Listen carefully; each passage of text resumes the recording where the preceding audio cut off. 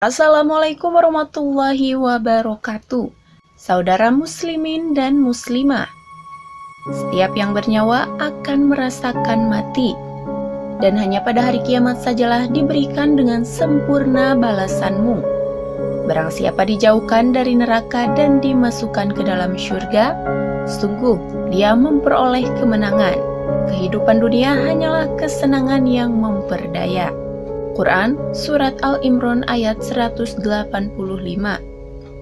Kematian merupakan suatu hal yang pasti terjadi dan akan dihadapi semua makhluk hidup di dunia.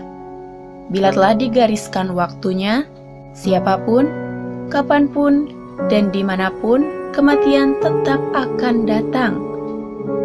Lalu jika kematian telah datang, apakah orang meninggal itu sadar bahwa dirinya itu sudah mati?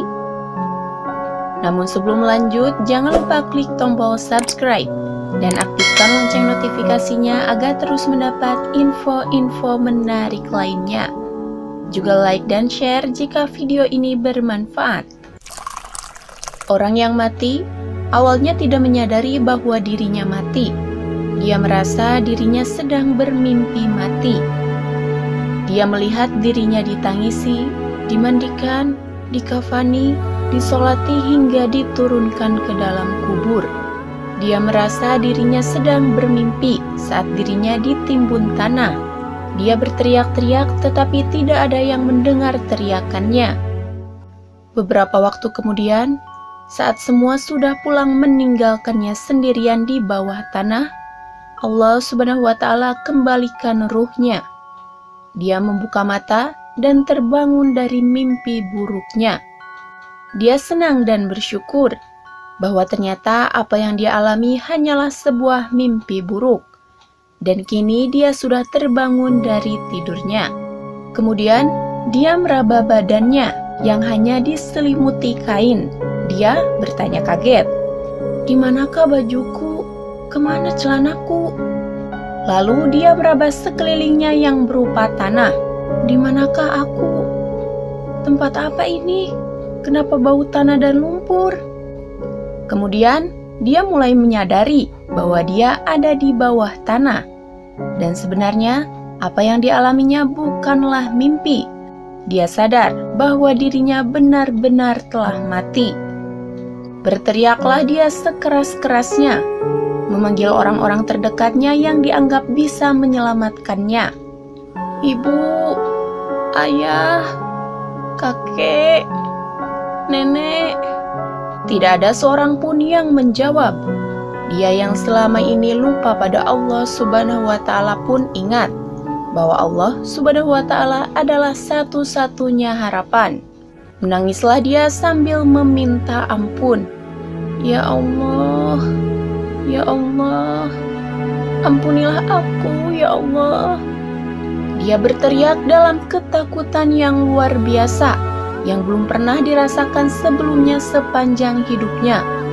Jika dia orang baik, maka muncullah dua malaikat dengan wajah tersenyum, akan mendudukannya dan menenangkannya, menghiburnya dan melayaninya dengan pelayanan yang terbaik. Jika dia orang buruk, maka dua malaikat akan menambah ketakutannya dan akan menyiksanya sesuai keburukannya. Dari Sa'id bin Sulaim radhiyallahu anhu, Rasulullah Shallallahu alaihi wasallam bersabda, "Tiada penolong yang lebih utama derajatnya di sisi Allah Subhanahu wa Ta'ala pada hari kiamat daripada Al-Qur'an. Bukan nabi, bukan malaikat, dan bukan pula yang lainnya."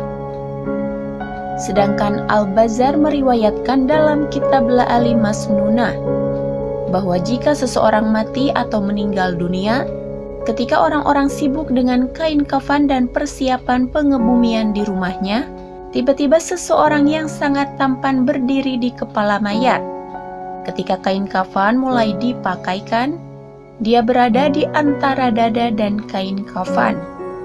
Setelah dikuburkan dan orang-orang mulai meninggalkannya, datanglah dua malaikat, yaitu malaikat Munkar dan Nakir, yang berusaha memisahkan orang tampan itu dari mayat agar memudahkan tanya jawab.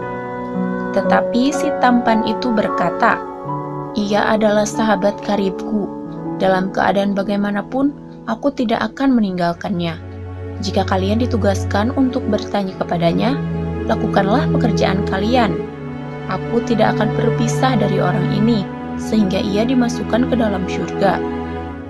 Lalu ia berpaling kepada sahabatnya dan berkata, "Aku adalah Al-Quran, yang terkadang kamu baca dengan suara keras, dan terkadang dengan suara perlahan.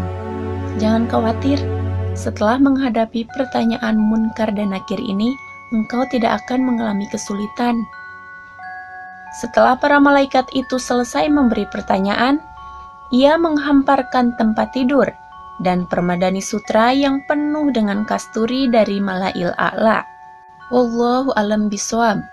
Demikianlah dari kami, semoga bisa bermanfaat dan menjadi berkah bagi kita semua. Amin ya robbal alamin.